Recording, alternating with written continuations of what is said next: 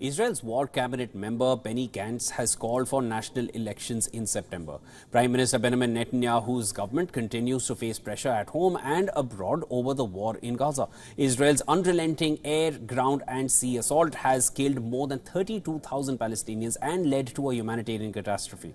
Gantz said he believed an agreed election date would allow Israeli society to renew its contract with its leadership. And thousands of Israelis have taken to the streets in recent days demanding new elections. Many have criticized Netanyahu and expressed anger at his government's handling of the 134 Israeli hostages still held in Gaza 6 months into the war.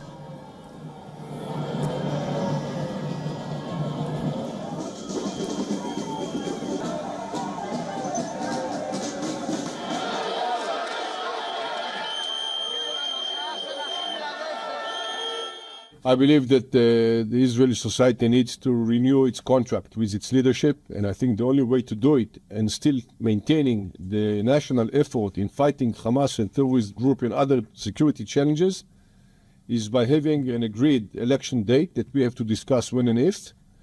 And I hope that my political partners and friends, and maybe some rivals as well, will agree to it, because I think it serves all the country and all its sectors in the same time. Netanyahu, Israel's longest-serving prime minister, has repeatedly ruled out early elections, which opinion polls suggest he will lose. Netanyahu says going to the polls in the middle of a war would only reward Hamas. His Likud party stated Gantz must stop engaging in petty politics during the war. Netanyahu has pledged to bring the hostages home as well as destroy Hamas. It is unclear how Israel would be able to do so, and some experts doubt that is even possible now. Gantz, a former army general, joined Netanyahu's government in the early days of the war as a gesture of political unity during the crisis. Polls suggest his party would come top in any election, and he would be the favorite to take over as premier.